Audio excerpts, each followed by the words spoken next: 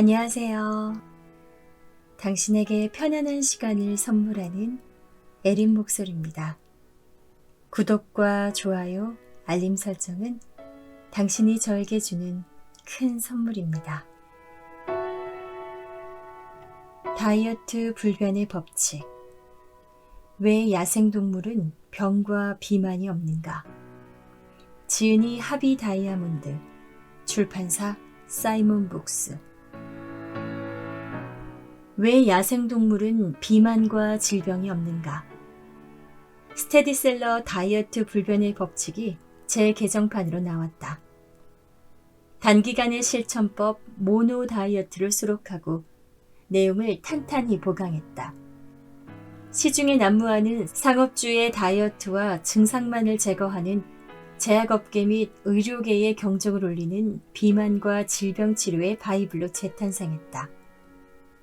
봄, 여름, 가을, 겨울의 멤버 김종진 씨가 살을 빼고 건강을 회복한 다음 100권을 지인들에게 나누어 주었다는 책. 유명 유튜버 다니쌤과 이레네오가 건강과 다이어트에 관한 최고의 책으로 꼽았다는 바로 그 책이다. 다이어트 불변의 법칙은 야생동물의 식습관에서 건강과 다이어트의 원리를 찾는다. 유일하게 비만으로 고생하는 동물인 인간이 비만과 질병이 없는 야생동물에게서 그 원리를 배우는 것이다. 수많은 학자들의 연구 사례는 물론 자연주의자 헬렌 니어링, 자동차왕 헨리 포드, 과학자 파블로프 등 다양한 인물의 식습관도 언급하고 있다. 인간의 몸과 진화 과정, 비만과 다이어트 상업주의 등 결코 가볍지 않은 내용을 저자 특유의 재치 있는 문체와 유머로 쉽게 풀어 영화를 보듯이 재미있게 읽힌다. 저자 소개를 하겠습니다. 저자 하비 다이아몬드. 그의 몸은 종합병원이었다. 어릴 때부터 병을 달고 살았다. 베트남전에 공군으로 참전했다. 고엽제 후유증으로 죽음 직전까지 갔다. 그런 그가 자연위생학을 실천하여 음식으로 병을 고쳤다. 20대 178cm에 90kg이 넘던 그가 25kg을 감량했다. 그 이후로 그는 한 번도 살이 찐 적이 없고 병에 걸린 적이 없다. 이에 고무되어 건강 컨설턴트로 변신했다. 캘리포니아 의학원에서 영양학을 가르쳤다. 그럼 지금부터 본문의 내용을 읽어드리도록 하겠습니다. 다이어트 불변의 법칙. 왜 야생동물은 병과 비만이 없는가?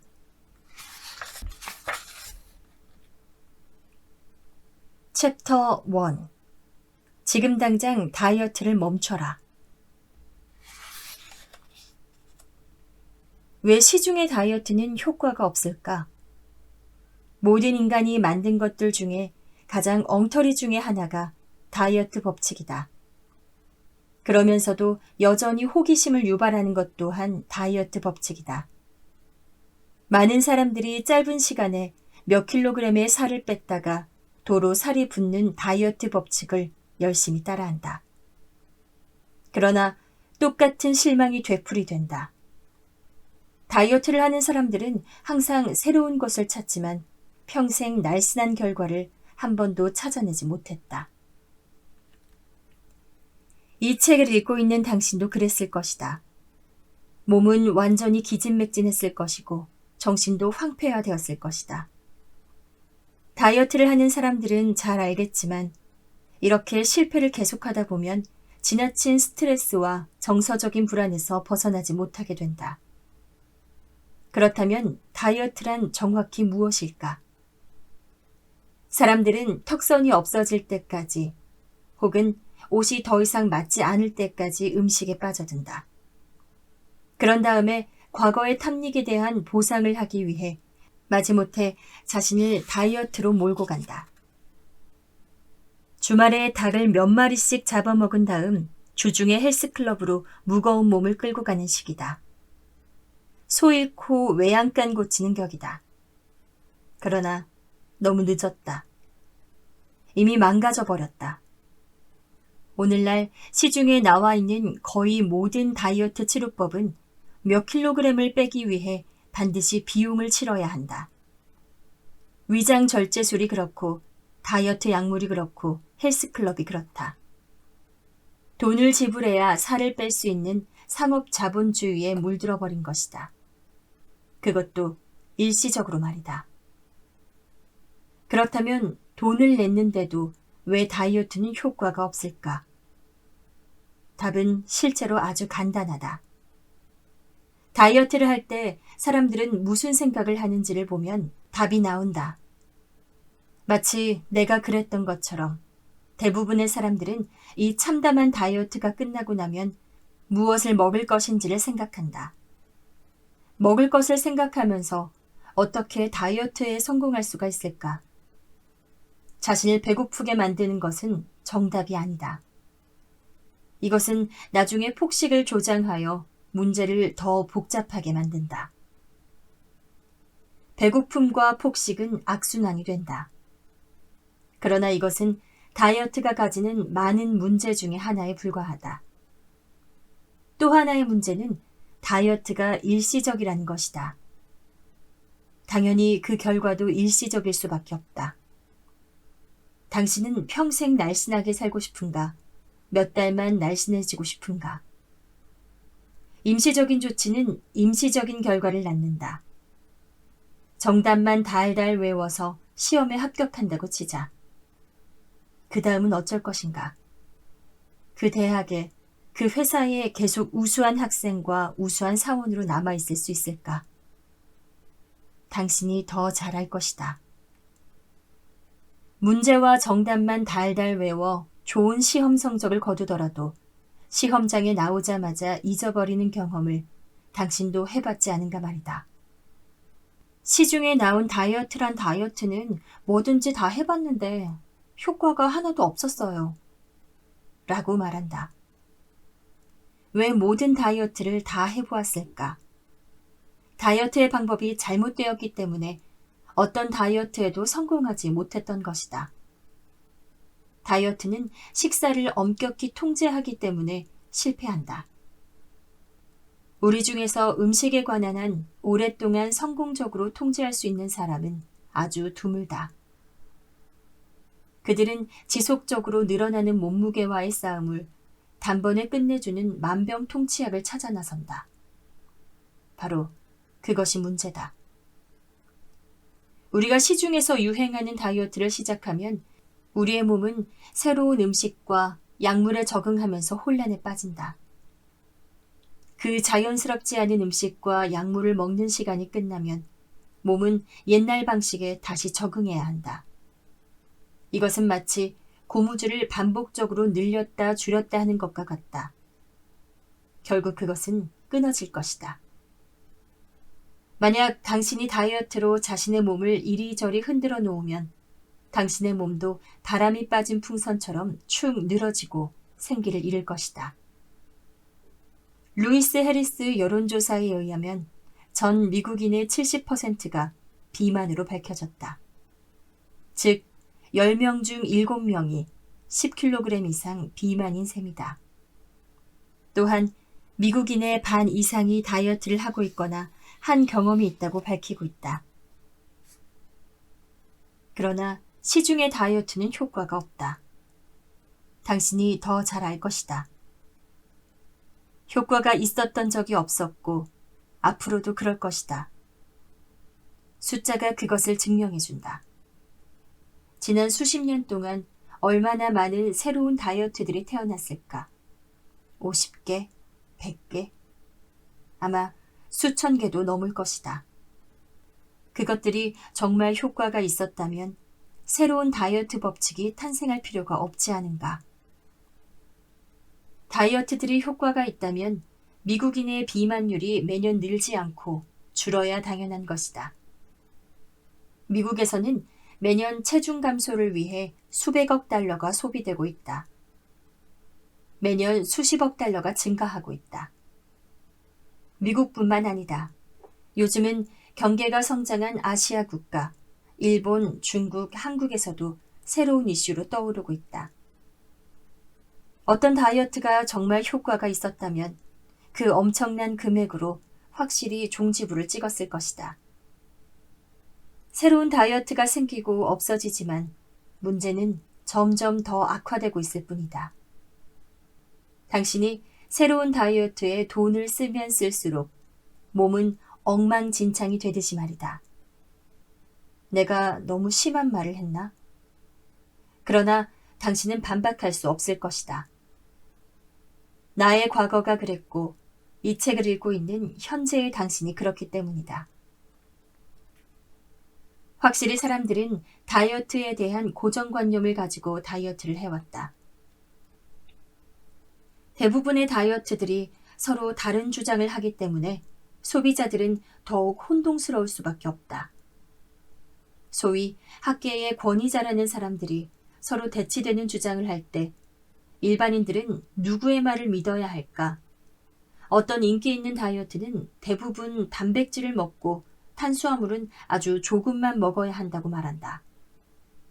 또 다른 다이어트는 대부분 탄수화물을 먹고 단백질은 아주 조금만 섭취해야 한다고 말한다. 이 둘 모두가 옳을 수 있을까? 또 다른 다이어트는 먹고 싶은 것을 무엇이든 먹은 다음에 사과와 포도로 먹은 것을 씻어내라고 말한다. 또 다른 사람은 원하는 것은 무엇이든 조금만 먹되 운동을 하고 긍정적인 사고를 해야 한다고 말한다. 또 다른 사람은 꿈에서 그릴 수 있는 것은 어떤 것이든 먹을 수 있으나 먼저 무게를 재라고 한다. 또 다른 법칙은 한 번에 2주 동안 그 법칙에 충실하게 따라야 한다고 말한다. 많은 다이어트들이 단지 지루한 칼로리 계산에 의존한다. 모든 것 중에 가장 위험한 것은 진짜 음식을 약품이나 분말가루 영양제로 대체하라는 것이다. 우리는 그것을 믿었던 대가를 치렀다. 우리는 그것들이 효과가 없다는 것을 깨닫게 되었다. 그럼 이제 우리의 대안은 무엇일까?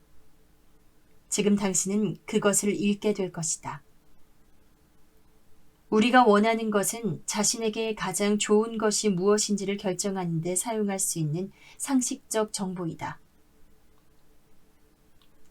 상식이라고 표현해도 좋고 진실이라고 표현해도 좋다.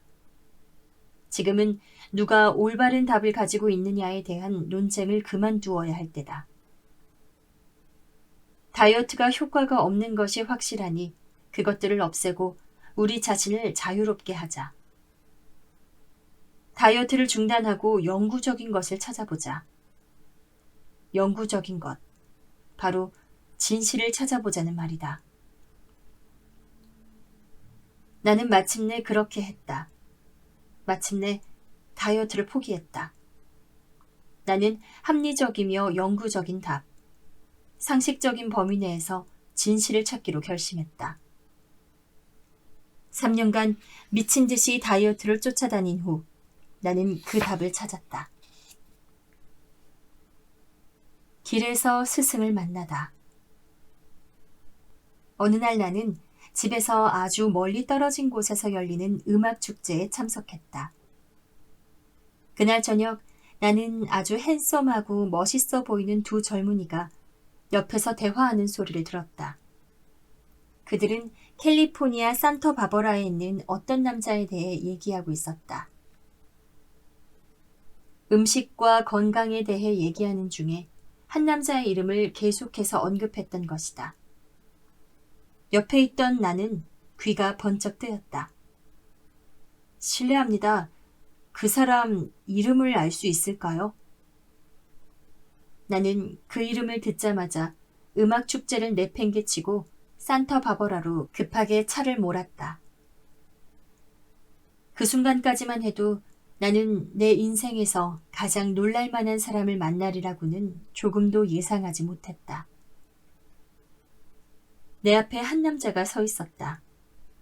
그는 내가 만나본 사람 중에서 가장 맑은 사람의 얼굴을 하고 있었다.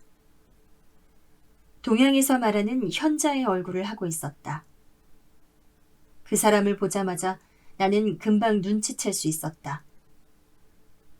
나는 그가 자신의 몸을 사랑하고 있다는 것을 금방 알 수 있었다. 그의 빛나는 눈과 투명한 피부, 온화한 자태, 잘 균형 잡힌 몸매가 그것을 증명해 주었기 때문이다.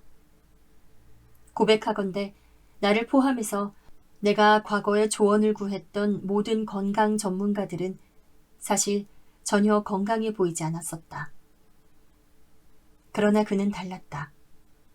그는 나를 보자마자 나에 대해서 모두 알고 있다는 듯이 말했다. 알고 있겠지만 당신은 자신을 죽이고 있어요. 이제 그런 일은 그만두세요. 나는 마치 크리스마스 트리처럼 눈에 불을 켜고 그를 바라보았다.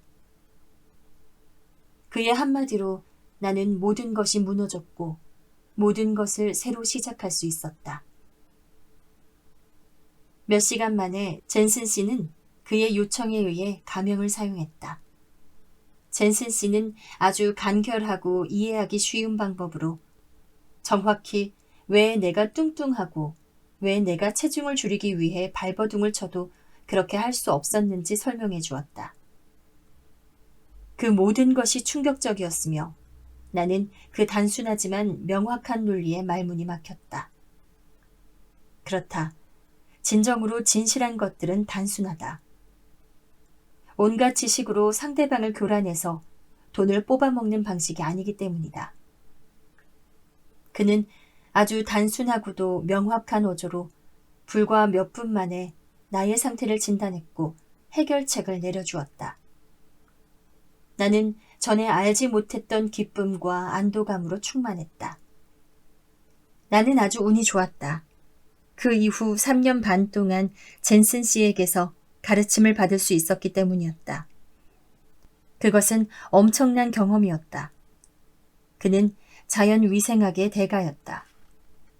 그의 말 한마디 한마디가 모두 새로운 것이었다. 나는 자연위생학에 관하여 내가 발견할 수 있는 것은 뭐든지 구해서 읽었다. 나는 자연위생학을 연구하고 실천하고 가르치는 것을 내 평생의 업으로 삼기로 마음먹었다. 산타바버라를 떠난 후 나는 10년 동안 자연위생학을 철저히 연구하였다. 수년 동안 나는 자연위생학을 생활 방식으로서 어떻게 이용할 것인가에 대해 사람들에게 개인적으로 상담해 주었다. 또한 지금까지 그 일을 계속해오고 있다. 그 이후 나는 내 이름 하비 다이아몬드를 따서 다이아몬드 법칙이라는 세미나를 시작했다. 그때부터 지금까지 나는 수만 명의 사람들을 상대로 강연을 해왔다. 어린이부터 노인까지 각 계층의 사람들로부터 받은 수만 통의 열광적인 편지들은 이 법칙의 효과를 증언해준다. 마침내 나는 미국 내에서는 유일하게 자연위생학 학위를 수여하는 텍사스주 오스틴시에 위치한 미 보건과학대학에서 영양학 박사학위를 받았다. 그를 만나고 나서 불과 한 달 만에 나는 그렇게 오랫동안 힘겹게 싸워왔던 다이어트에 성공했다. 무려 25kg의 지방 덩어리를 빼냈다. 그게 1970년대다. 그때부터 지금까지 체중이 다시 늘어난 적이 한 번도 없었다. 나는 먹는 것을 아주 좋아한다.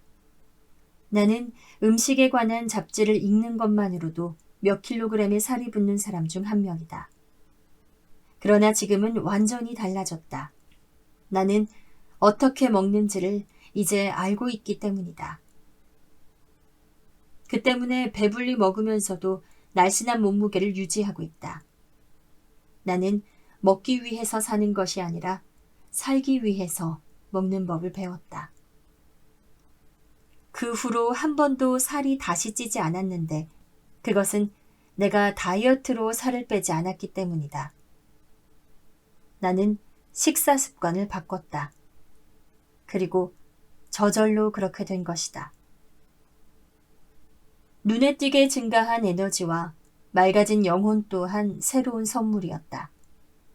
난 이제 언제나 에너지가 넘쳐난다. 어쩜 그렇게 변할 수 있었느냐고 물어보는 사람들이 많아졌다. 70을 넘긴 지금 나는 25살 때보다 훨씬 건강해졌으니 기뻐하지 않을 수 없다. 스승을 만난 덕이다. 인간의 몸은 참으로 놀라워라. 자연위생학이 무엇인가? 당신은 궁금할 것이다. 이 단어를 처음 듣고 이를 닦는 것으로 생각했다면 당신이 맞았다. 위생학은 청결을 의미한다. 자연이란 단어는 인위적인 힘에 의해 방해받지 않는 것을 암시한다. 우리 몸은 언제나 독성이 있는 노폐물을 지속적으로 세척해냄으로써 건강을 얻는다. 이것이 자연위생학의 기본이다. 이것은 음식이 사람의 수명과 삶의 질에 미치는 효과를 이해하는 기본적인 원리다. 이것은 질병을 예방하고 건강한 인생으로 살게 하는 데 초점을 둔다. 인간은 자연의 법칙을 지속적으로 위반해왔다. 당연히 우리는 평생 동안 그 잘못된 결과와 싸워야 했다. 자연위생학은 그 문제의 원인을 제거하는 법을 가르쳐준다. 자연위생학의 기본 원리는 이렇다.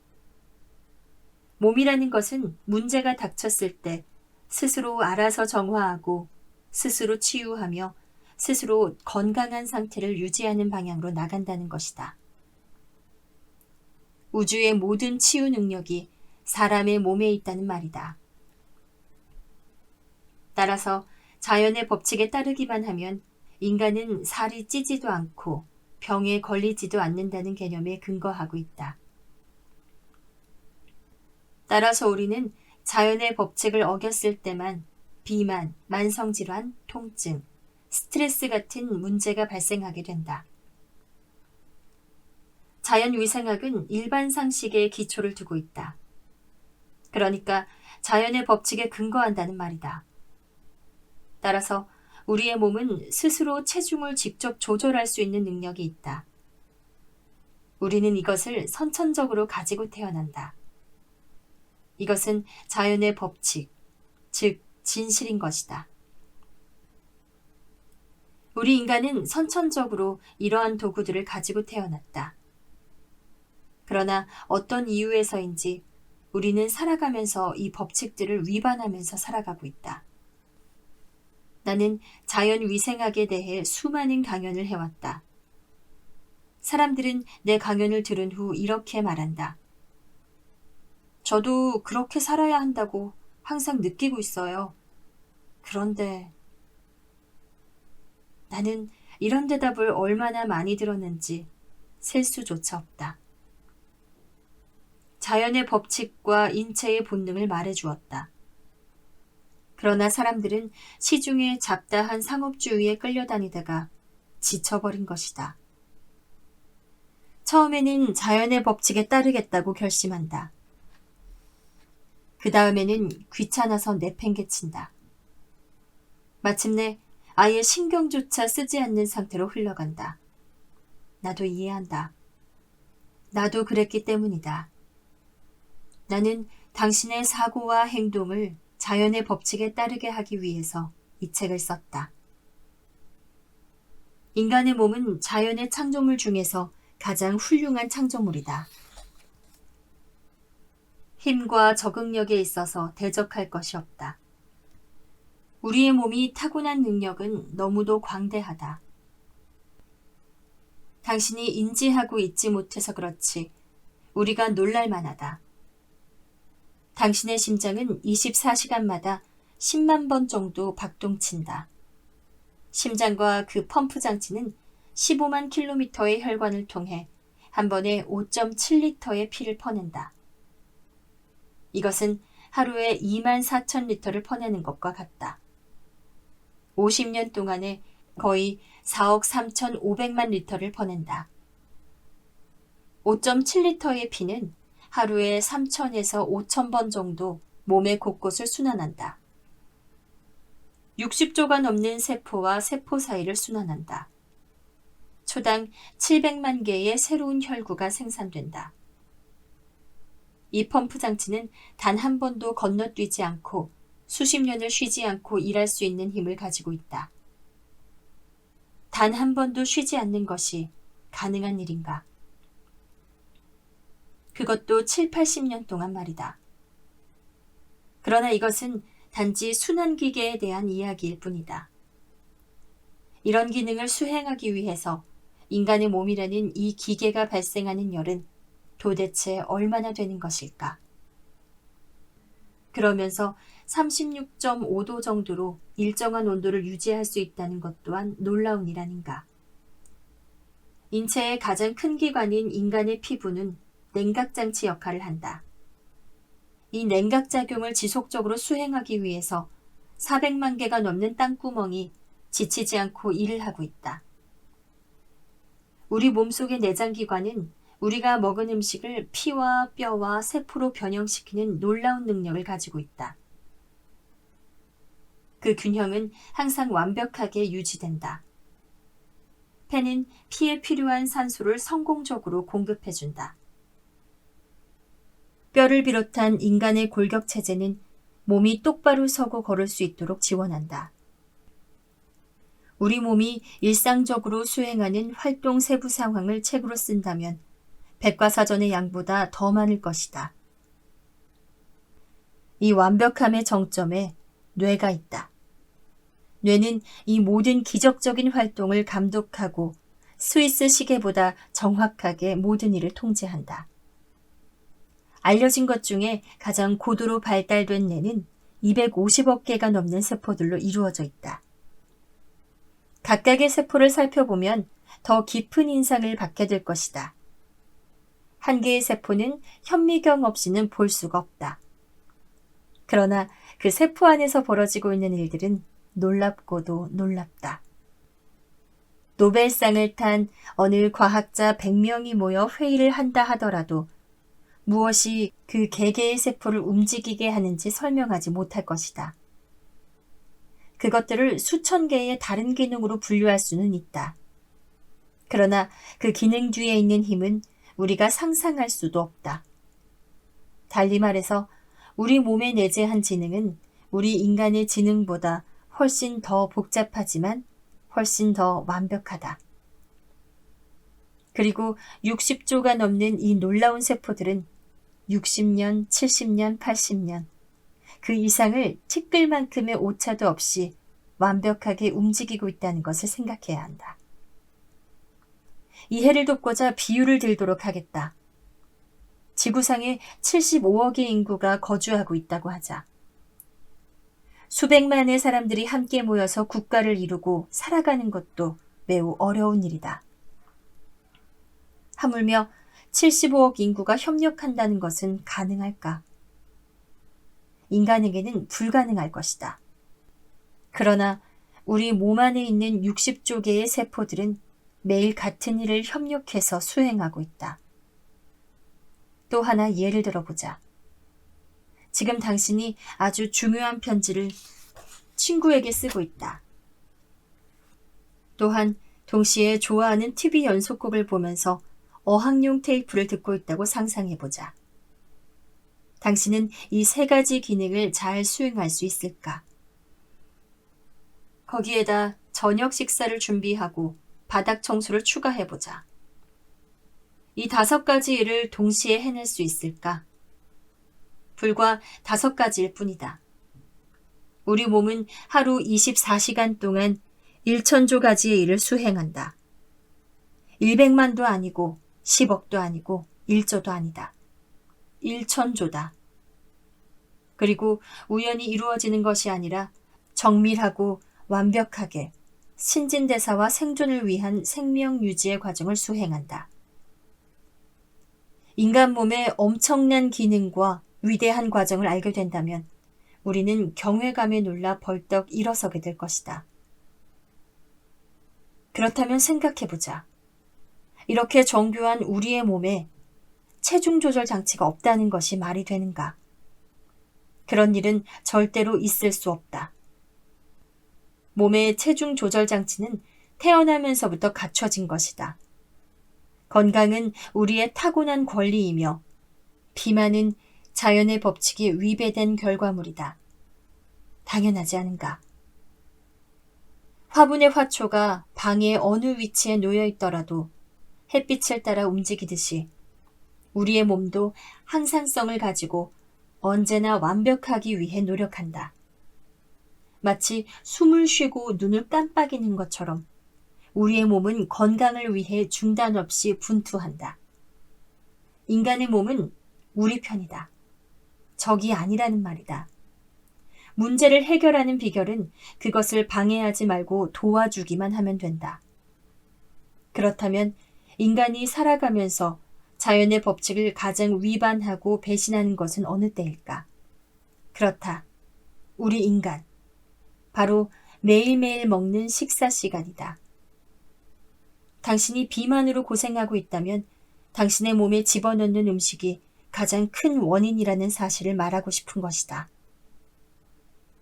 비만과 질병의 가장 큰 원인이 매일 먹는 음식 때문이라는 결과들은 이미 상식이 되어버렸다. 데이벤 루벤 박사는 자신의 베스트셀러 영양학에 관해 당신이 항상 알고 싶어 했던 모든 것에서 다음과 같이 말했다.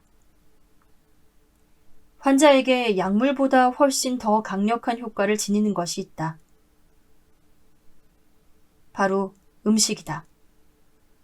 현대의학은 음식이 몸에 미치는 영향을 완전히 무시하고 있다.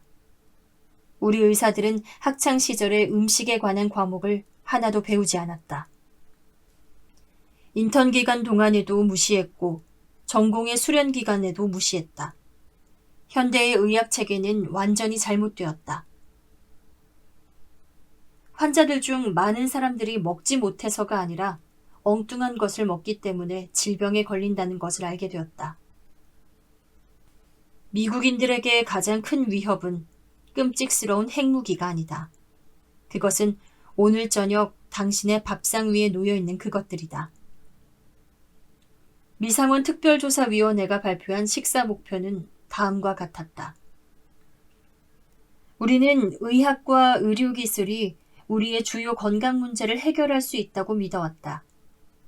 암과 심장질환을 고치는데 현대의학의 기적을 통해 정복할 수 있다고 믿어왔다. 그러나 식사와 같이 아주 중요한 요소의 역할이 오랫동안 가려져 왔다. 예방이 아닌 치료가 우선이었다. 문제는 의료체계를 점점 더 확대한다고 해서 결코 해결될 수 없다는 데 있다. 개인의 건강과 인구 전체의 건강은 다양한 생물학적, 환경적 요인에 의해 결정된다. 이들 중 어떤 것도 우리가 먹는 음식보다 더 중요하지 않다. 간단히 말해서 모든 질병의 원인이 음식이라는 말이다. 우리 인간이 음식을 바꿈으로써 암과 심장병과 고혈압과 당뇨를 고칠 수 있다는 말이다. 그렇다면 각종 질병의 근본적인 원인이 되는 비만 문제를 어떻게 해결할 수 있는지 금방 상상이 될 것이다. 얼마나 운이 좋은가. 마침내 우리가 먹는 음식이 비만이나 퇴행성 질병과 밀접한 상관관계가 있다는 것이 명확해졌다. 우리는 이 발견을 음식이 몸에 미치는 영향에 대해 발표한 모든 연구 결과들과 연결시킬 수 있게 되었다. 자연위생학은 200년 가까이 존재해왔다. 그리고 수만 명의 사람들이 이를 통해 병을 치료해왔다. 그런데도 불구하고 이름을 들어본 적이 있는 사람조차 극소수에 불과하다는 것은 흥미로운 일이다. 이 책을 읽기 전에 당신도 자연위생학이라는 이름을 들어보지 못했을 것이다. 세미나를 하는 동안 나는 모든 청중들에게 묻는다. 자연위생학에 대해 들어본 적이 있는 사람 있나요? 손을 든 사람은 거의 없었다. 이렇게 단순하고 명확한 자연의 법칙을 아무도 몰랐다는 것이 더욱 이상할 뿐이다.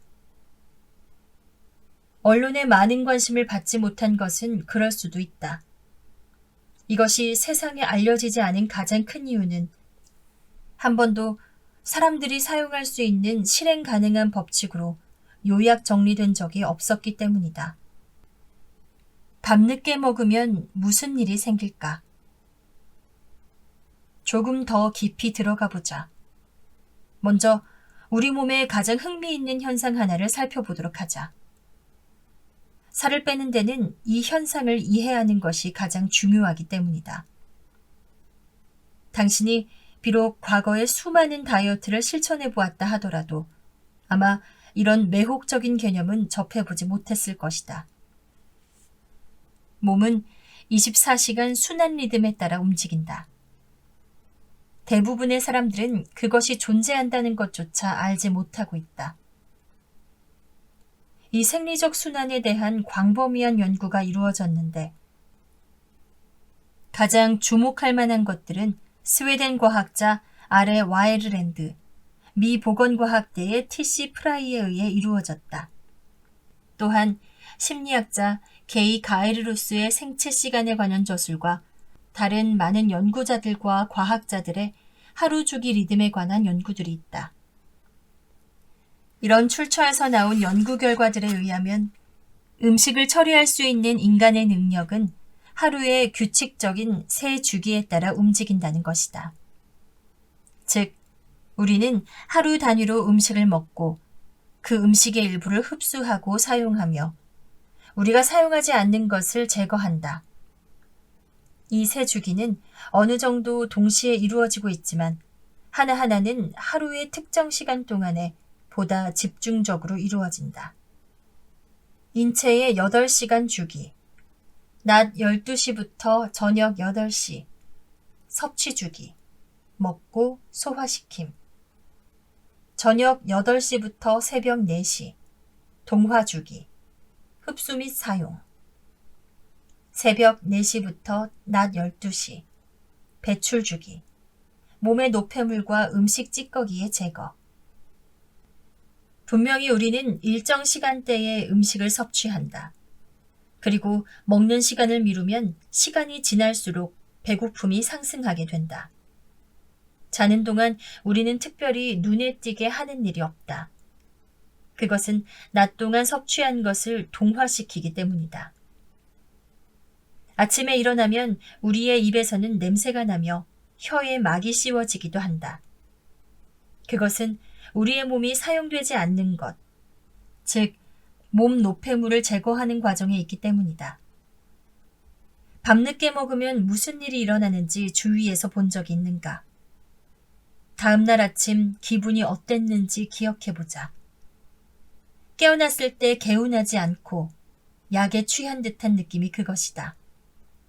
밤늦게 먹은 음식이 위를 떠난 이후에 진행되는 동화 주기를 방해했기 때문이다. 생리적으로 우리의 몸은 저녁 일찍 먹기를 원한다. 음식이 위를 빠져나가는 데는 최소 3시간이 지나야 한다. 규칙적인 8시간 주기는 이제 혼란을 겪게 되었다. 인체의 자연적 작용이 뒤틀어졌기 때문이다. 그래서 아침에 일어나서 약에 취한 듯한 기분이 든 것이다. 이와 똑같이 만일 당신이 아침 식사를 먹지 않았다면 아마 점심시간까지는 버틸 수 있을 것이다. 왜냐하면 당신의 몸은 배출을 하고 있었고 몸은 배출하는 데 신경을 썼기 때문에 먹고 싶지 않았을 것이다. 그러나 점심시간 이후까지도 식사를 하지 않았다면 몸에서 반응이 왔을 것이다. 왜냐하면 당신의 몸은 섭취 주기에 들어서서 음식을 받아들일 준비가 되어 있기 때문이다. 이 법칙은 당신이 자연적 인체 주기에 바탕을 둔 생활 방식으로 되돌아갈 수 있도록 만들어졌다. 이 책을 읽으면서 당신은 인체 주기가 얼마나 중요한지 깨닫게 될 것이다. 지금 툭 삐져나온 뱃살과의 전쟁을 치르고 있는 사람들에게는 배출 주기에 가장 신경을 써야 한다. 배출 주기에 장애물이 생긴다면 날씬한 몸매를 성공적으로 만들 수 없다. 그만큼 중요한 것이다. 독성 노폐물과 비만에서 벗어나려면 배출 주기가 관건이다. 미국의 3분의 2가 비만인 이유는 우리의 전통적인 식습관에서 가장 중요한 배출 주기를 지속적으로 방해했기 때문이다. 우리는 엄청나게 빠른 속도로 음식을 섭취해왔고 그 음식으로부터 우리가 필요한 것을 이용해왔다. 그러나 우리는 배출해야 할 쓸모없는 각종 독성 노폐물을 배출하지 못했다. 바로 이것이 핵심이다. 많은 서구인들은 든든한 아침 식사, 풍성한 점심, 저녁 식사를 즐기며 산다. 따라서 성공적으로 체중을 줄이는 비결은 몸의 독성 노폐물을 제거하는 것이다. 독성 노폐물을 제거하지 않고는 절대 날씬한 몸으로 돌아갈 수 없다. 그렇다면 이 독성 노폐물은 처음에 어디서 생겨났다는 말인가? 이것을 어떻게 하면 제거할 수 있다는 말인가? 자연위생학에 의하면 비만의 이유는 신진대사의 불균형에 있다. 비만은 몸속의 독소 때문이다. 독혈증에 대해 들어보셨는가? 독혈증은 자연위생학 주창자들이 사용했던 용어로 존 틸든 박사가 처음으로 사용했다. 현대과학에서는 현재 신진대사 불균형이라 해석하고 있다. 몸은 조직의 생성과 해체를 통해 균형을 이루도록 매우 정밀하게 만들어졌다. 그런데 이 균형이 깨지는 것이 바로 신진대사 불균형이다. 아주 오래전 1926년 틸든 박사는 독혈증 해설이라는 제목의 책을 썼다. 이 책은 내가 읽었던 모든 다이어트 책과는 달랐다. 이 책은 무엇이 잘못되었고 왜 잘못되었으며 무엇을 해야 하고 어떻게 해야 하는지 가장 쉽게 설명하고 있었다. 나는 처음으로 나의 뒤뚱거리는 걸음을 정상인의 걸음으로 바꾸는데 성공할 수 있을 거라는 강한 느낌을 받았다. 비록 이 책은 건강에 관한 전반적인 주제를 다 다루었지만 매우 구체적으로 살이 찌는 이유에 대해 내가 궁금했던 모든 것을 말해주었다. 그 이후로 독혈증에 관한 많은 책이 나왔다. 그러나 틸든 박사의 책이 유일하게 자연위생학 분야에서 걸작으로 간주된다. 간단하게 말하면 이렇다. 독혈증이 비만의 원인이 된다는 것이다. 몸에 독소가 없는 상태를 유지하면 평생 날씬한 몸매를 유지할 수 있다. 몸의 과잉 독소가 비만의 근본 원인이기 때문이다. 그러면 독혈증이란 무엇이며 그것은 어디에서 오는가? 그리고 그것을 없애는 방법은 무엇인가? 자연위생학에 따르면 독혈증은 두 가지 경로를 통해서 몸에서 생성된다. 둘 다 제거하려면 우리 인간에게 엄청난 에너지가 필요하다. 몸속의 독소를 빼내는데 쉬울 리가 만무하다. 독혈증은 맨 먼저 우리의 신진대사의 과정에서 생성된다. 이 페이지를 읽고 있는 동안에도 우리의 몸은 가만히 있질 않는다. 오래된 세포는 지속적으로 새로운 세포에 의해 대체된다. 사실상 하루에 3천억에서 8천억 개의 낡은 세포가 새로운 세포로 대체된다. 매일 대체되고 있는 세포의 숫자는 무엇에 영향을 받을까? 세포는 소화 과정 중에 입에서 항문까지의 소화관에서 많이 죽기 때문에 얼마나 많이 익혀지고 산화된 음식을 먹었느냐에 따라 달라진다. 이들 오래된 세포들은 독성이 있으며 몸에서 4개의 배출 통로인 장, 방광, 폐, 피부를 통해 가능한 빨리 제거되어야 한다. 이것이 몸의 정상적이고 자연적인 과정이다. 어떤 이유로든 이 독성 노폐물이 생산되는 것과 같은 속도로 제거된다면 걱정할 것이 없다. 몸에서 사용할 수 있는 충분한 에너지가 있는 한 이들 노폐물은 완벽하게 제거된다. 독혈증이 몸에서 생산되는 두 번째 과정은 제대로 소화되거나 동화되지 못한 음식물의 부산물을 통해서이다. 인간은 음식을 본래의 상태에서 이상야릇하게 변형시키는 묘한 습성이 있는 유일한 동물이다. 모든 야생동물들은 자연에 있는 것을 그대로 먹는다. 그래서 야생동물에게는 병도 없고 비만도 없는 것이다.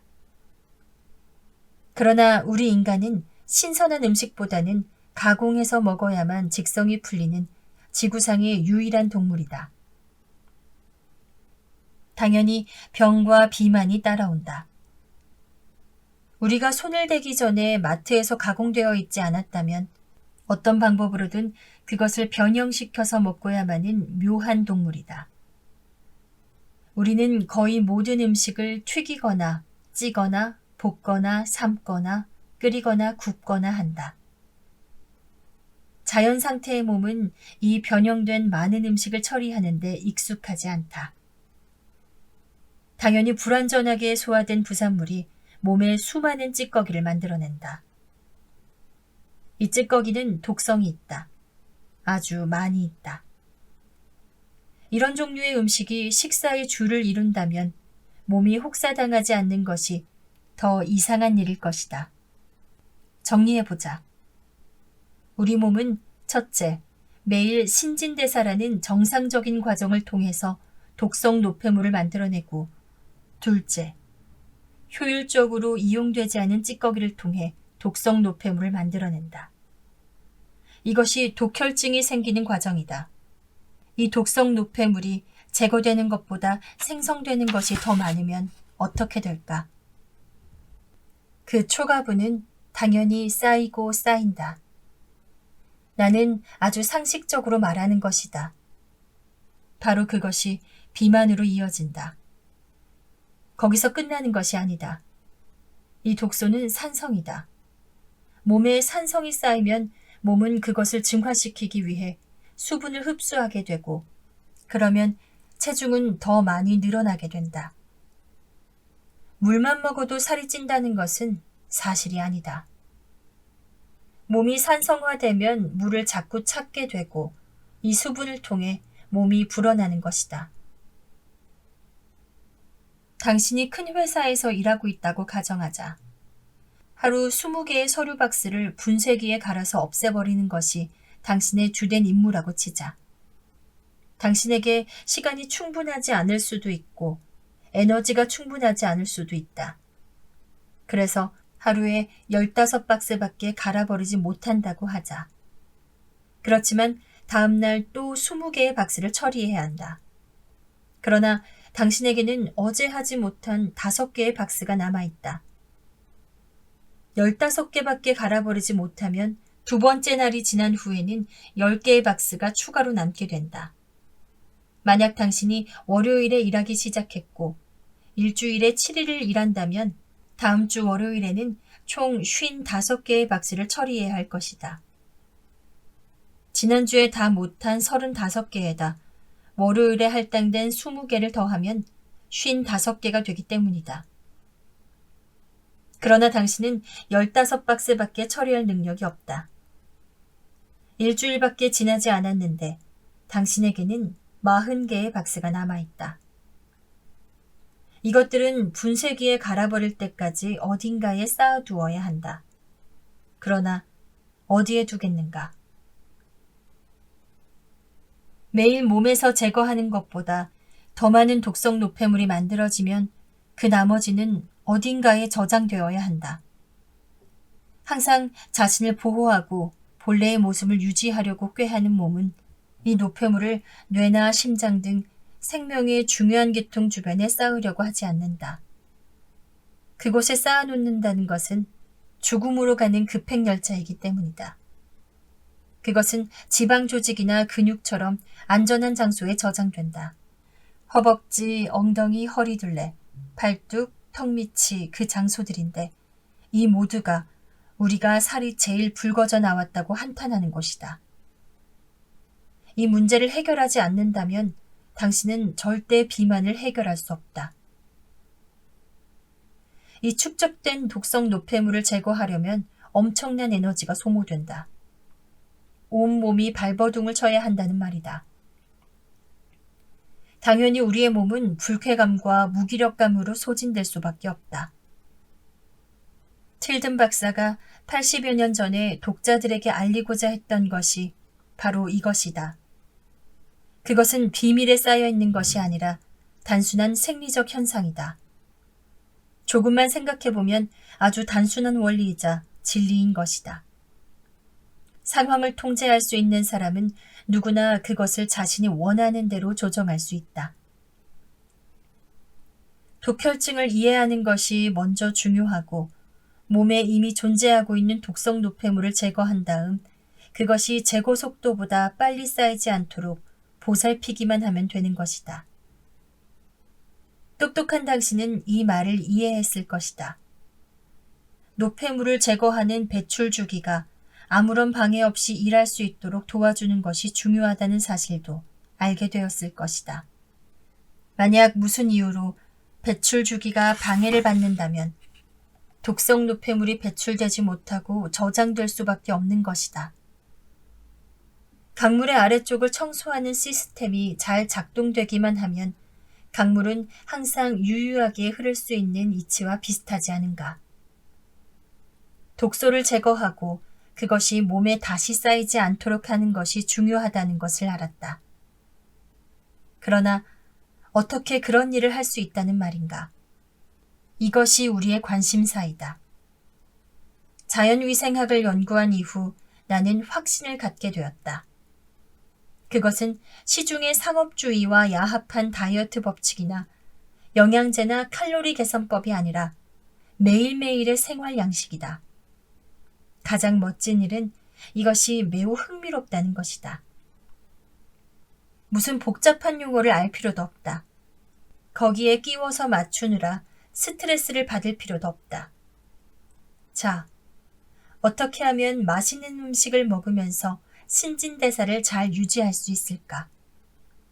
어떻게 하면 맛있는 음식을 즐기면서 독성 노폐물을 제거할 수 있을까? 아주 간단하고도 쉬운 방법들이 있다. 원래 진리는 단순한 법이다.